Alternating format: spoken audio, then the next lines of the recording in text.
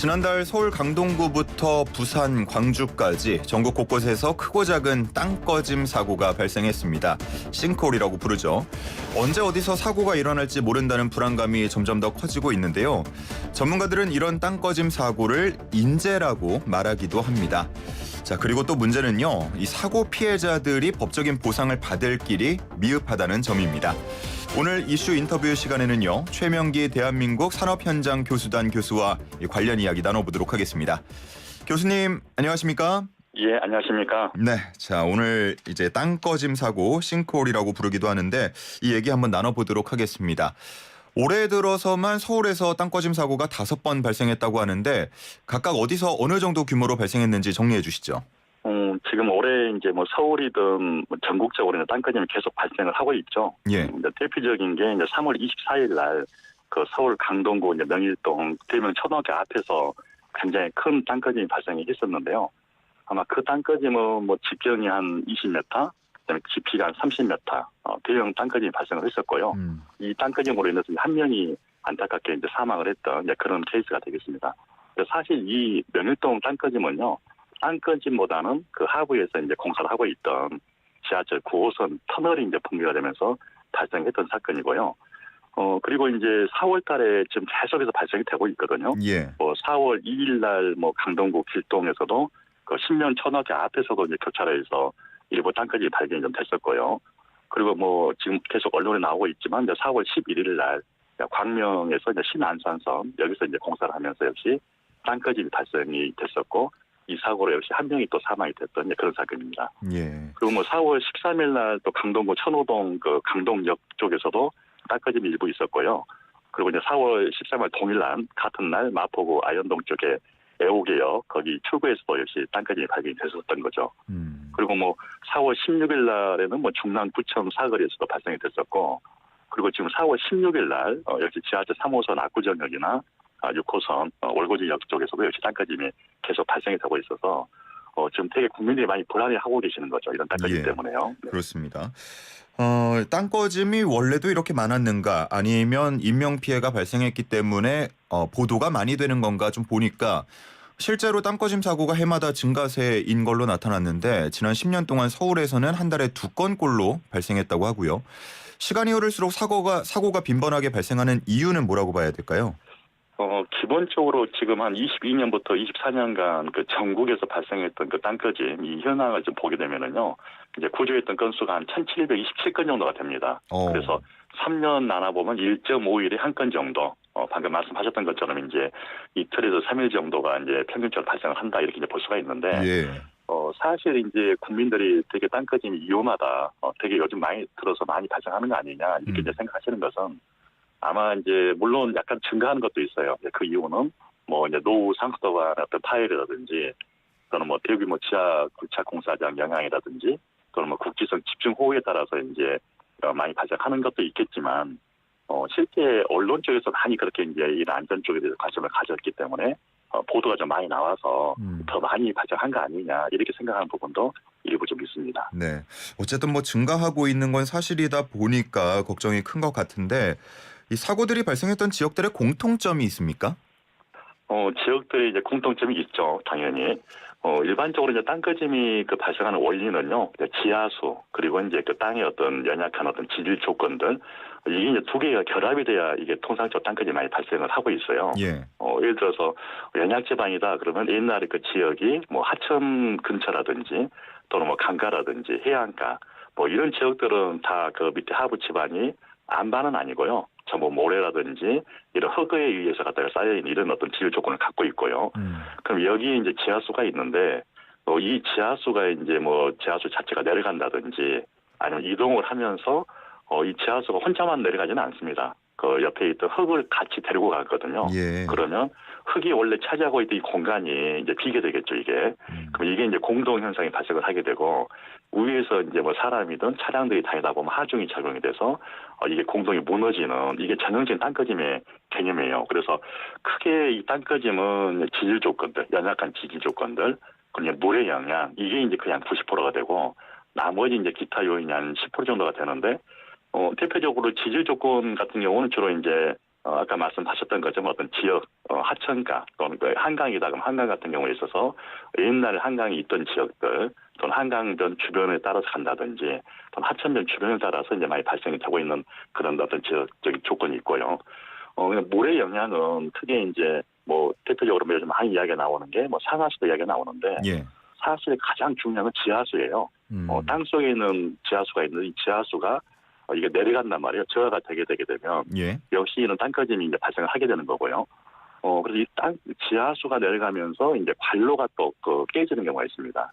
땅 속에는 상수도관이나 하수도관이 있는데 이 지반이 당연히 내려가게 되면 이 관로를 휘게 되거든요. 그럼 휘게 되게 되면 이 관들이 이제 파열이 돼서 이제 깨지면서 거기서 또 누수가 발생이 되고 역시 또 지하수가 갔다가 또 흘러가게 되는 거고 악순환인 거죠 이게요.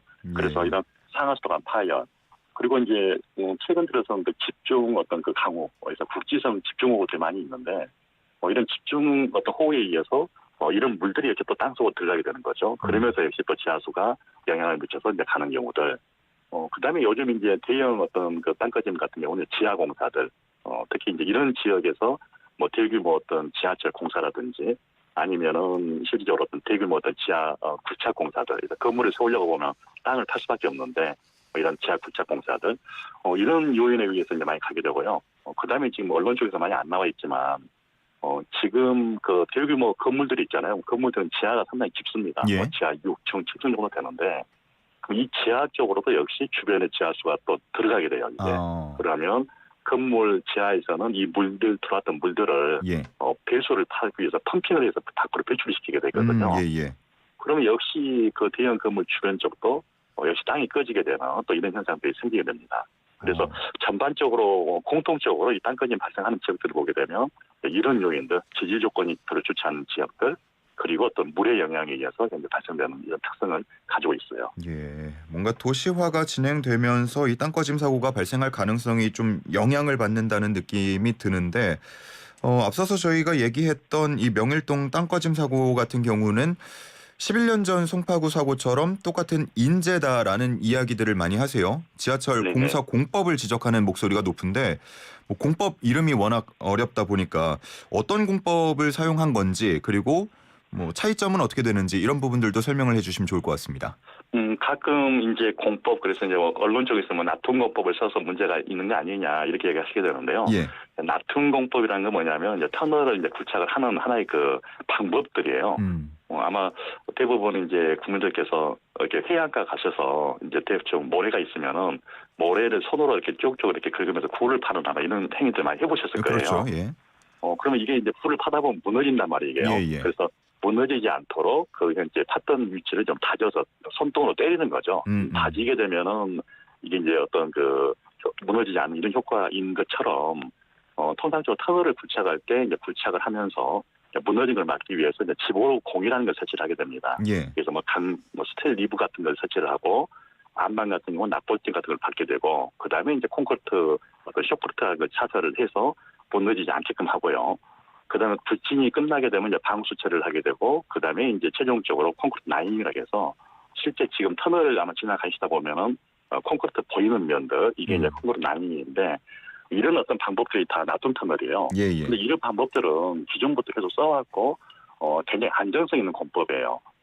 그런데 지금 이제 이런 땅꺼짐이 많이 발생하는 이유는 이 굴착을 할 때 특히 이제 안반 지역에서는 문제가 안 되지만 지질이 연약한 조건들 옛날에 하천가라든지 해안가 또는 주로 뭐 어떤 점토라든지 뭐 흙이 있는 지역들 이런 지역들은 무너진단 말이에요. 예. 그래서 이제 설계를 할 때 이 지반을 갖다 보강하는 방법을 쓰게 됩니다. 지반이 연약하기 때문에 지반을 보강하게 되면 당연히 이제 지하수 영향이 있다 할지라도 이건 이제 땅꺼짐이 안 생기게 되는데 이 지반을 보강할 때 이제 도로상에서 땅 속으로 구멍을 뚫어서 시멘트 밀폐액이라고 해서 이제 그 지반하고 시멘트가 섞이게 되면 단단해지겠죠. 예. 이런 효과를 이용한 이런 수직 그라우팅 방법 이런 방법도 쓰기도 하고요. 예. 그다음에 이제 터널 안에서 이제 수평 방향 또는 뭐 수직 방향으로 안에서 이렇게 공사하는 방법들이 있어요.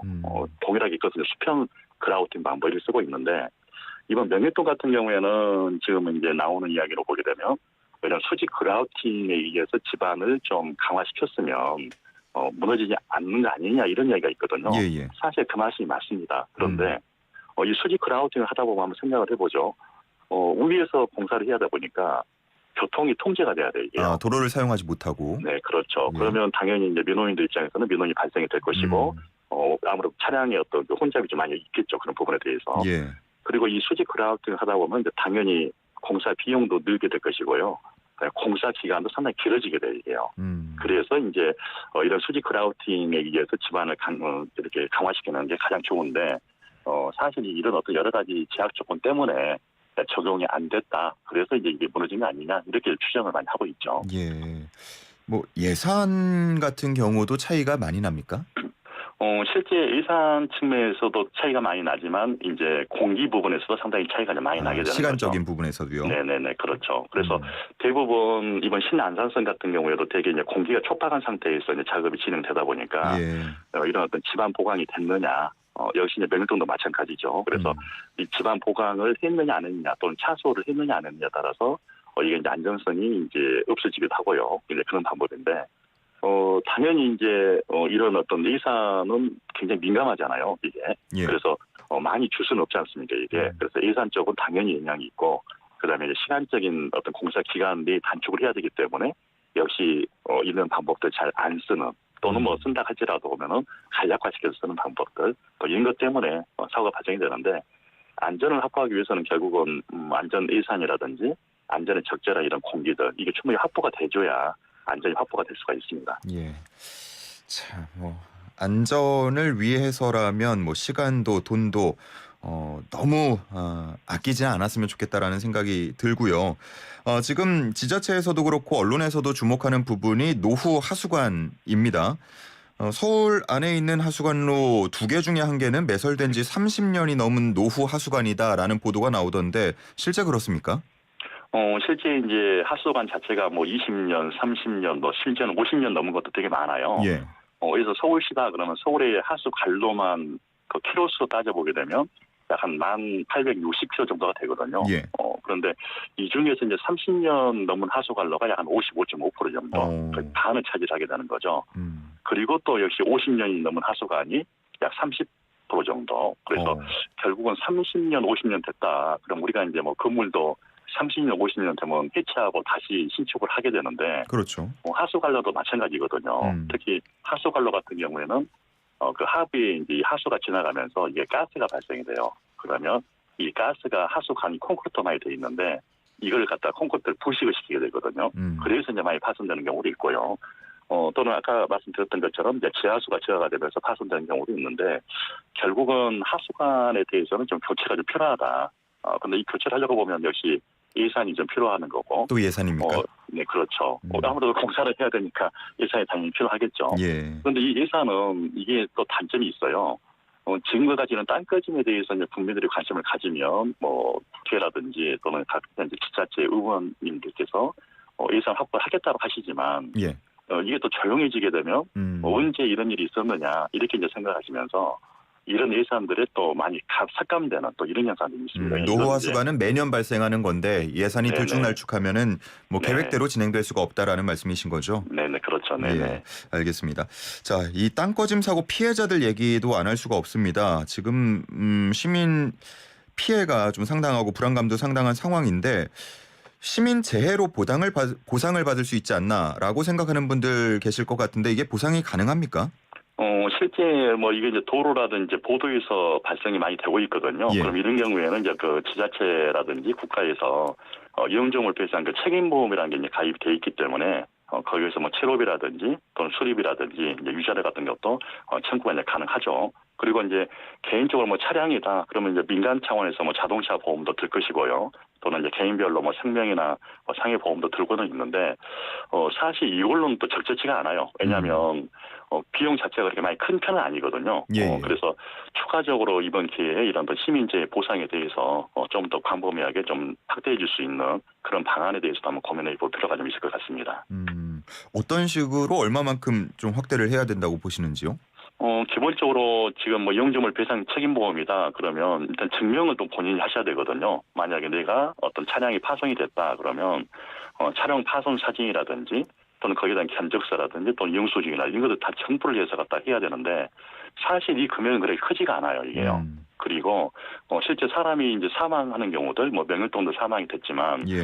이 사망 보상금에 대해서도 그렇게 크지 않다는 거죠. 그래서 결국은 이런 어떤 보상금을 좀 더 좀 늘려야 되는 거 아니냐. 왜냐하면 이런 사고들이 계속 이제 발생을 하다 보면은 그 누군가 그런 대상이 될 수가 있는 상황이잖아요. 그래서 결국은 약간 그 보상 금액 자체도 좀 늘릴 필요가 있고요.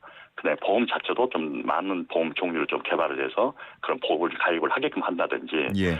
또는 일부 지자체 같은 경우에는 이런 보험도 또 안 드는 지자체도 있다고 그래요. 아, 그런가요? 예를 들어서 어떤 모 지자체 같은 경우에는 이런 사고가 발생이 됐는데 이런 보험 가입이 안 돼서 뭐 소송을 하라 또 이렇게까지 아하. 나오는 지자체도 있다 해서 음. 이런 보험에 대해서는 무조건 의무 가입을 좀 시킨다든지 역시 보험료가 또 들어가기 때문에 이 보험료 이선 확정도 좀 돼야 되기 때문에 결국 이제 보험을 갖다 의무 가입 그리고 어느 정도 보장 한도에 대해서도 좀 금액을 상향시켜서 가입하게끔 그런 어떤 시스템도 좀 마련이 될 필요가 있겠습니다. 예, 말씀해 주신 대로 시스템이 갖춰지기 전까지는 시간이 좀 걸릴 것 같아서 일단은 조심하는 게 우선일 것 같은데 땅 꺼짐 전조 증상을 우리가 파악할 수 있는 방법도 있겠습니까?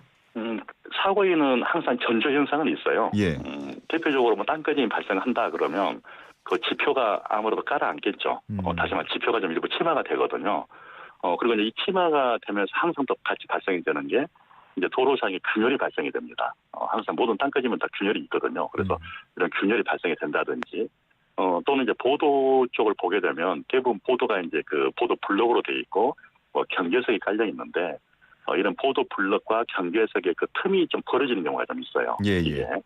그리고 이제 보이게 되면 우리 이제 도로상에 보면 전신주도 있고요. 그다음 수목돌도 있는데 이런 전신주나 수목돌도 역시 기울어요, 이게요. 아하. 그리고 도로 표면에 보게 되면 땅이 꺼지다 보니까 비가 온다든지 하게 되면 이제 물이 빠지지 않고 거기에 물이 고인다든지 뭐 이런 것들 가지고 이제 땅이 좀 꺼지고 있구나를 확인할 수 있고요. 그다음에 이제 그 도로를 갖다가 운행하시는 뭐 택시 기사님이나 아니면 이제 버스 그 기사님들 같은 경우는 계속 그 노선을 이렇게 운행을 하시거든요. 그렇죠. 예. 그러다 보니까 그 어떤 운행하는 과정에서 그 핸들에 약간의 그 미세한 그 흔들림이 좀 있습니다. 바닥이 꺼지다 보니까 이제 바퀴를 통해서 핸들까지 이게 영향이 오거든요. 그러면 이게 좀 약간 이상하다. 이렇게 이제 판단을 하셔서 가끔 신고하시는 경우도 있거든요. 예, 예. 그래서 아마 이런 부분들 그리고 이제 하나는 예측이 가능합니다. 왜냐하면 이 땅꺼짐이 많이 발생했던 지역 같은 경우에서 지하 공사가 진행이 된다 그러면 일단 그 지역에서는 약간 땅꺼짐이 있을 수 있는 가능성. 그래서 좀 제안을 해보면 우리 뭐 날씨 일기예보 하잖아요. 그것처럼 이런 땅꺼짐이 발생할 수 있는 확률을 갖다가 예보를 해주는 이런 예보절 같은 것도 필요하지 않겠나. 왜냐하면 뭐 안전 그 지하에 대해서 안전 지도도 현재 만들어져 있고 거기에 뭐 지작물의 어떤 상태들, 그다음에 지하 공사 상태들 뭐 이런 것들을 좀 전반적으로 보고 그다음에 노후 하수관이 얼마나 있느냐 이런 것들 판단을 해서 확률적으로 이 지역에서는 몇 프로 정도 땅꺼짐이 발생하겠다. 이런 어떤 예보제도 좀 필요할 걸로 그렇게 생각이 좀 됩니다. 예, 알겠습니다. 일단 사고 소식이 더는 들려오지 않기를 바라보겠습니다. 오늘 여기까지 듣겠습니다. 말씀 고맙습니다. 네, 감사합니다.